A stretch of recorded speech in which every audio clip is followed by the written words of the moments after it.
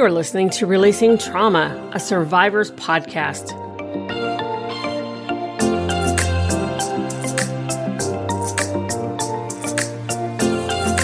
And now here's your host, Tracy Osborne. Hey, everybody, welcome back to the show. Today, we are talking about how having healthy habits can help you to heal your trauma. Try saying that one 5 times fast. With me today is Philip Mangan, and he is he's going to help us learn how to create some healthy habits and how we can use that to just kind of let go of some of that trauma and to just heal. So, Philip, welcome to the show. Oh, thank you very much for having me. Well, I'm excited to talk to you about this today. Because I agree. I think having good habits in place can really help to heal some of those traumas that we are dealing with.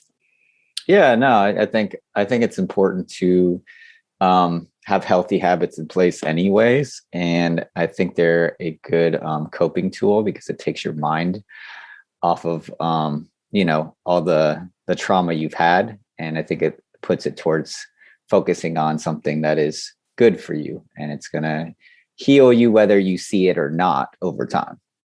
Right. Absolutely. I mean, when we're going through trauma, I think we kind of just let all of that go to the wayside and we're just fighting to survive. Mm-hmm. But after we've kind of gone through it and now we're in the picking up the pieces mode and stuff, there are definitely habits that we need to have, around boundaries and taking care of ourselves and talking to people and those kinds of things. And all too often, we just don't even think about it. No, I agree. I think it's something that we don't, like you said, when we pick up the pieces to our lives and we're trying to say, where do we go from here now? We just felt it. It's lingering in some sort of waves, but like, where do I go from here? And it can lead you very confused because especially if all you've known is the trauma for a decent amount of time and that suffering, it's hard to see what might clearly be the answer for you to start resolving it. And it's overwhelming, to be honest. I think for most people, when you can't see something clearly, then you don't know the way, and usually you just kind of stay stuck. I mean, absolutely. It's like anything in life. It's like if you can't see a clear path, why even move? I think a lot of people are in their safety zone of, even if it wasn't a good place to be in, that you've grown comfortable in the trauma. You've grown comfortable with that feeling. So, well, it's not, I know what this feels like. Let me just stay here. Don't have to deal with whatever maybe potential more trauma could be on the way. I don't want to go through that again, Yeah. And, who knows? We don't know what's down the road. We don't know what's going to happen, as we heal, what other things could open up for us. Mm-hmm. There's such an unknown. And I think most of us have a huge fear of the unknown. So you're right. We stay in that uncomfortable comfort zone because it's familiar to us. And we know it may suck and it doesn't feel good, but we know that feeling. And so in a way that discomfort is comforting.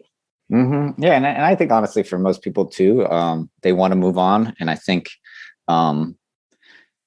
they might even think that they might be moving on in some sort of ways, but if they're not actually, letting go of the trauma, it's even if on some sort of subconscious level, then they haven't got past it, you're still not going to be able to move on until you start really focusing on, hey, like this is holding me back. This is holding me back. This is holding me back. So I think it's kind of crazy because I think there's just conflicting things that you don't think about when you're trying to move on. And you have to really be willing to kind of put in the work, in my opinion. It's I think that's like really where the beauty of life lies, is putting in the work and being consistent, because I don't think honestly you get over anything or you get past anything until you put that consistent work in. And then maybe you hit another hurdle you got to keep putting the work in. And that's the thing, is where the habits come into play, is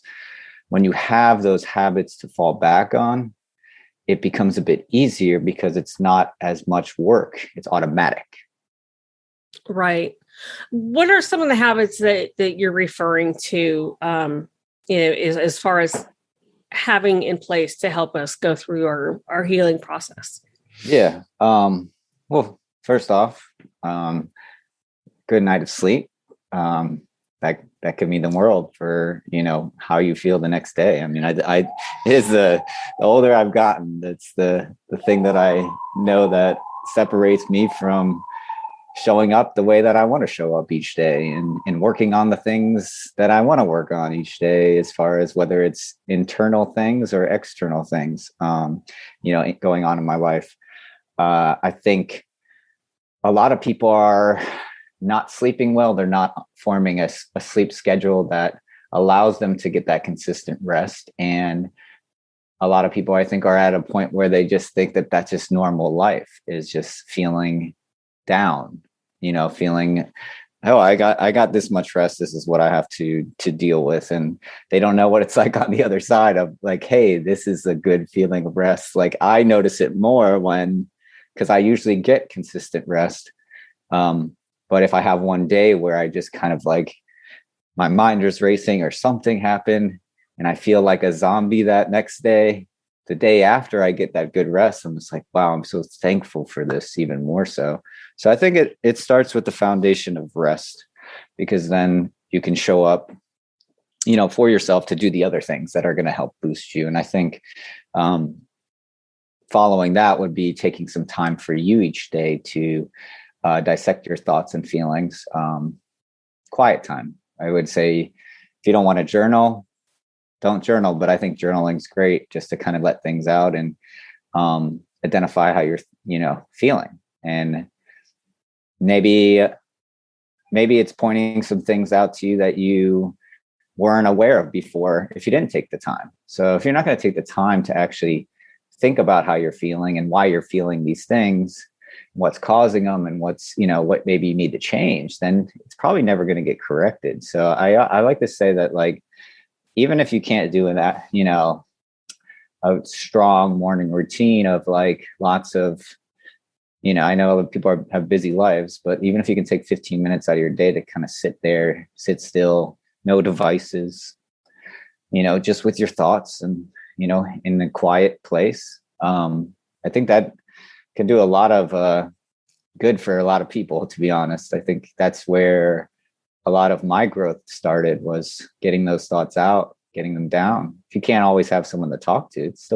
still a form of getting it out, Oh, absolutely. I'm a huge proponent of journaling, and, I have talked to so many people who agree that journaling is incredibly helpful when it comes to healing, because, we can't keep it inside.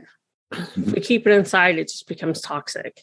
And, just writing it out, or, journaling it out, just, it gets it out of our heads.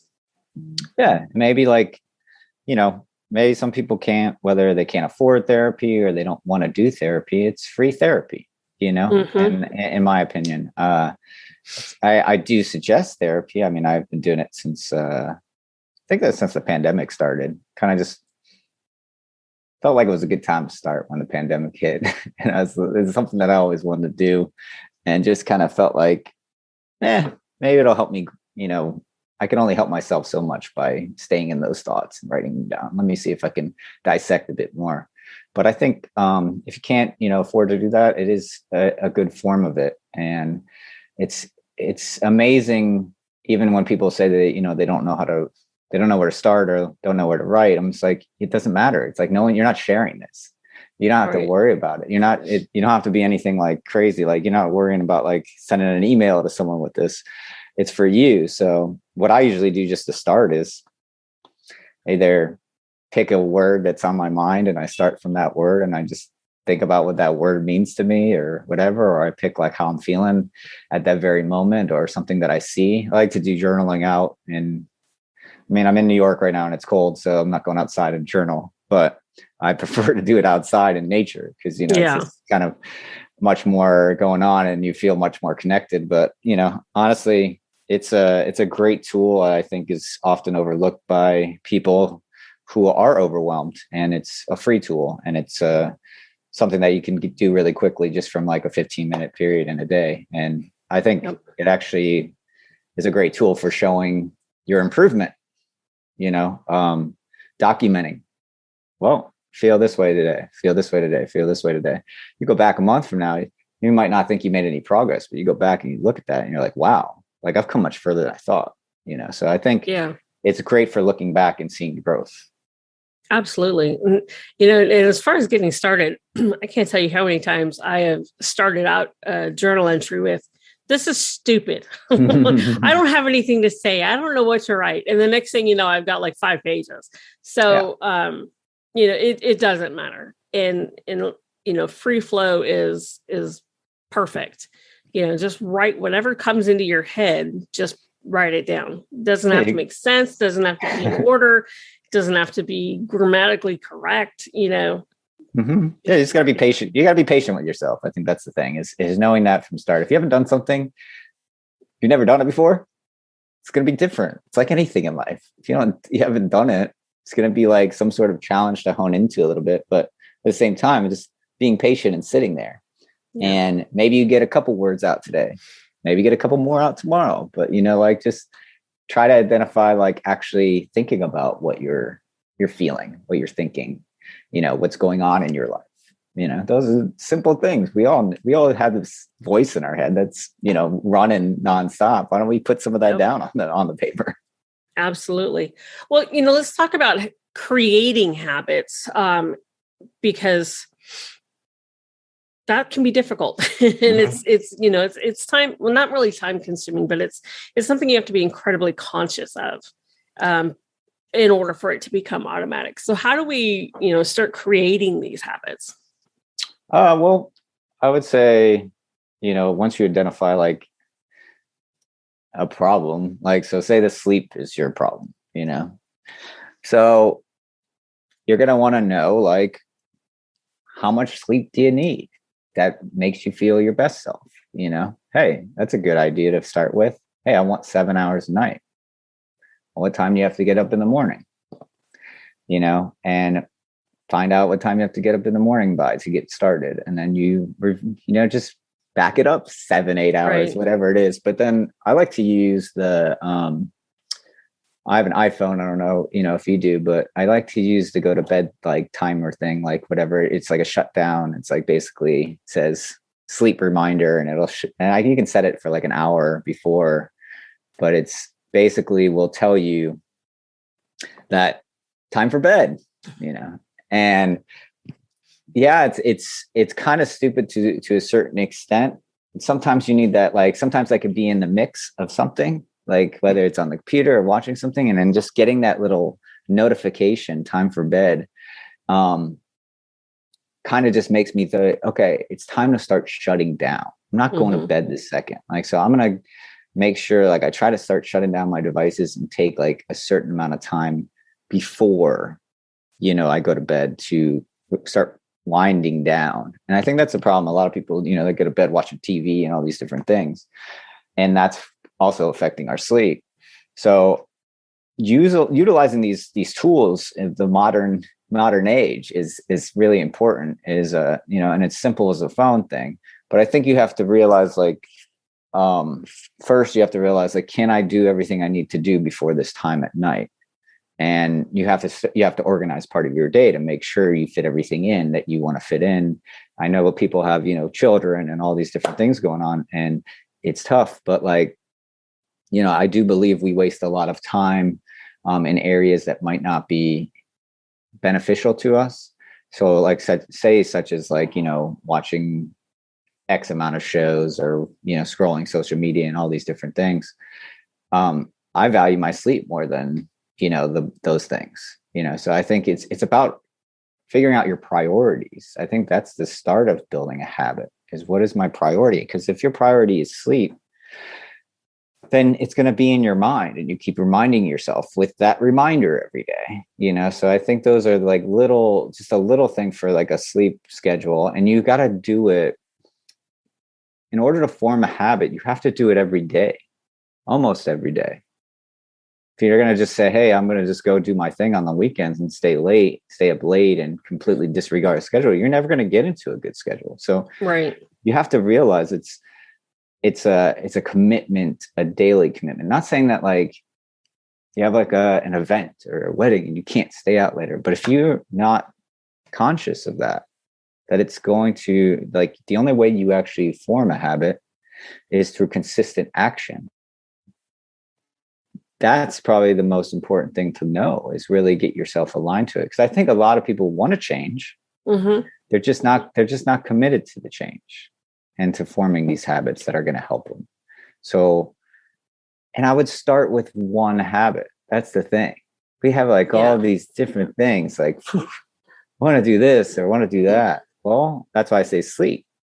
Get your sleep schedule right. You can show up to do the journaling. You can show up to do the other things after that.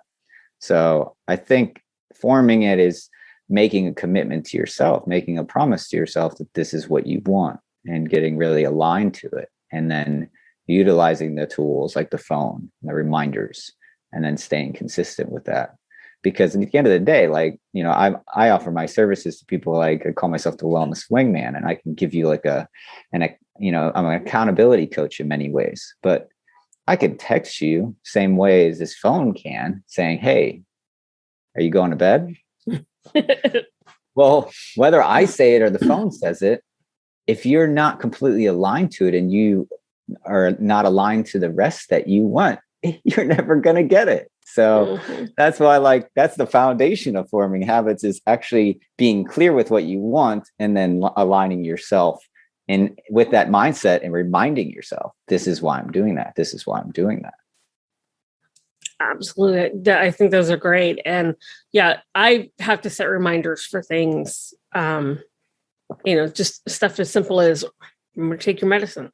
Until it becomes a habit. And I still have the reminders on my phone, because there's days I get caught up in stuff first thing in the morning and I forget. But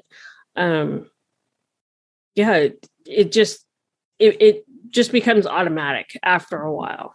So setting reminders on your phone to drink water, put an alarm on your phone every hour, drink water. Or get up and move, or whatever it is. And then quieting out the, like, if you're gonna set reminders like that, maybe take off some of the reminders that you don't necessarily need. The notifications of like other things. Like, do you really need a notification for every little thing that's happening on your phone? Most likely you don't. So they drive me crazy. Exactly. So I have my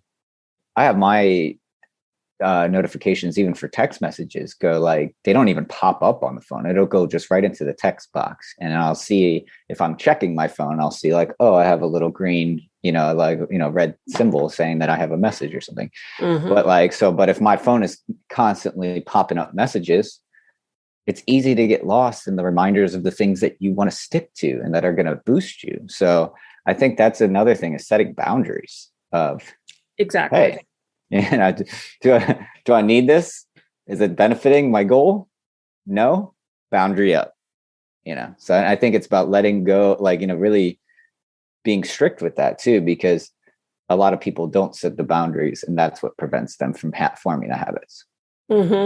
I agree. And along those lines, I have all my notifications are turned off.